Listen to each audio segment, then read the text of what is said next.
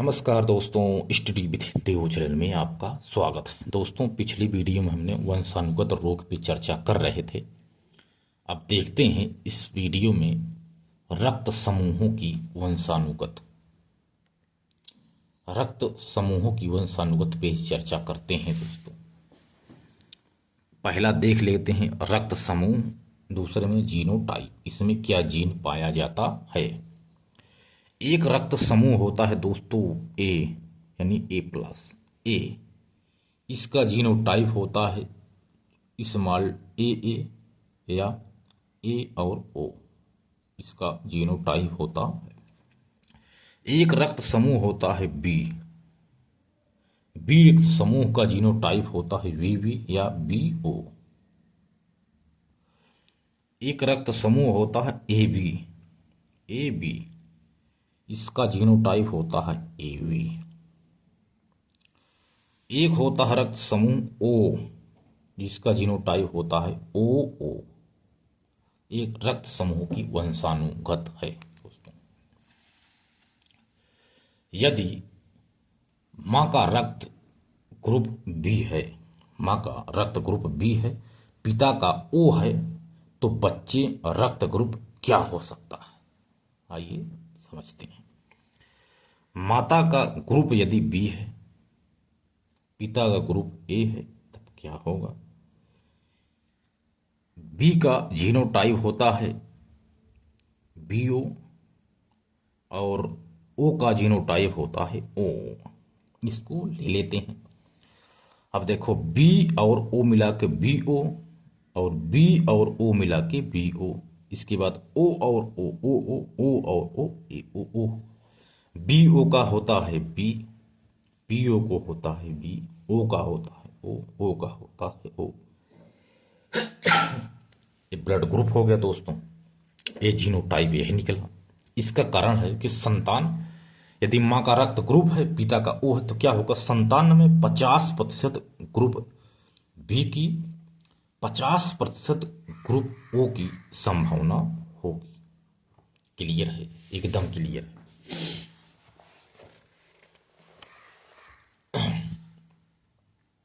अब क्या है, यदि माता का रक्त ग्रुप ए है और पिता का ग्रुप बी है, तो संतान में रक्त ब्लड ग्रुप की क्या संभावना होगी, ये प्रश्न है। तो पिता में, अब माता में ए है, तो इसका जीनोटाइप होगा ए ओ, और बी है तो इसका होगा बी ओ। ए और बी, ए बी, ए और ओ, ए ओ, ए ओ हो गया। उसके बाद बी, ओ का ओ बी, ओ का ओ, इसका मतलब ए बी का जीनो ब्लड ग्रुप होता है ए बी, ए ओ का होता है ए बी का होता है बी, ओ का होता है ओ। संतान किसी भी रक्त ग्रुप की हो सकती है, 25% संभावना है, किसी भी रक्त ग्रुप की हो सकती है, चाहे बी ए बी हो, ए हो, बी हो, ओ हो, चारों, माता ए हो और पिता बी हो तो। अब देखते हैं सिंड्रोमिक रोग, यानी अनियमितता, सिंड्रोमिक रोग।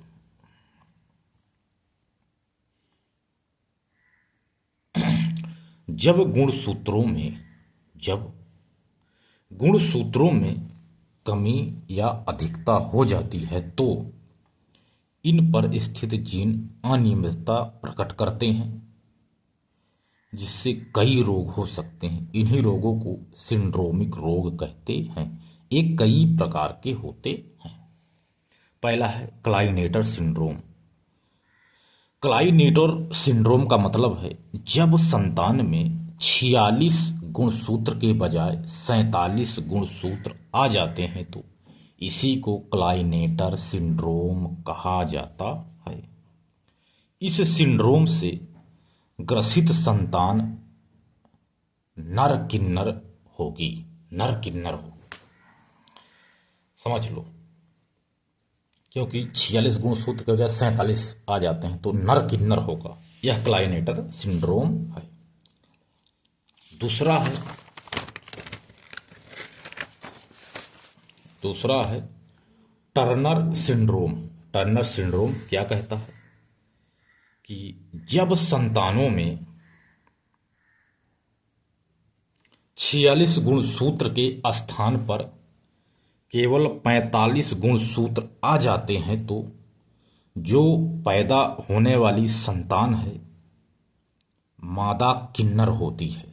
इसी को टर्नर सिंड्रोम कहा जाता है। 46 के बजाय 45 आ गए तो मादा किन्नर होगा, यह टर्नर है। इसके बाद पटाऊ सिंड्रोम देखते हैं दोस्तों। Patau syndrome. पटाऊ सिंड्रोम मतलब है जब 13वें जोड़ी ऑटोसोम में 2 के बजाय 3 गुणसूत्र हो जाते हैं तो संतान में तमाम अनियमितताएं पैदा हो जाती हैं। ओंठ कटा होता है, जीभ मोटी होती है, मुंह खुला होता है और संतान मंद बुद्धि की होती है। इसे कहते हैं पटाऊ सिंड्रोम। एक होता है डाउन सिंड्रोम।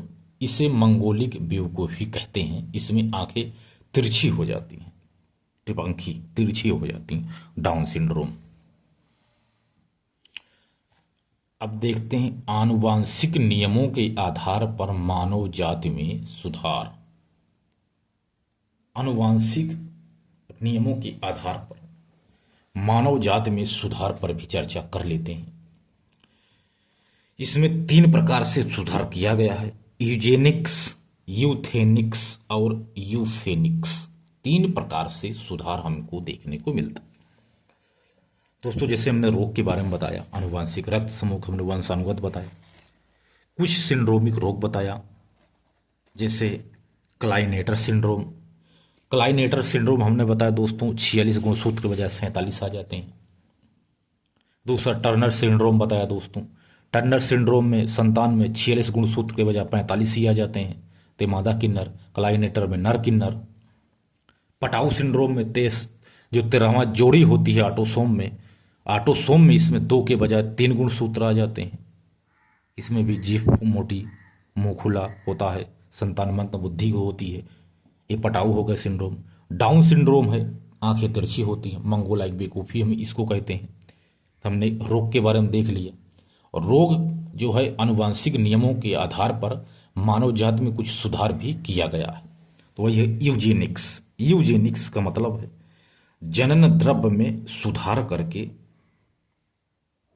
पहला है यूजेनिक्स यानी जनन द्रव्य में सुधार करके। दूसरा है यूथेनिक्स। यूथेनिक मतलब अच्छा वातावरण पोषण उपलब्ध कराकर मानव जाति में सुधार, अच्छा पोषण से। तीसरा है यूफेनिक्स यानी खराब गुणों वाले जीनों का विलोपन करके। जो खराब जीन हैं उनको हम विलोपन कर देते हैं। तो ये दोस्तों अब अगली वीडियो में दोस्तों इसको डिस्क्रिप्टिव देखेंगे दोस्तों। तो मिलते हैं और बेहतरीन क्लास में, तब तक के लिए धन्यवाद।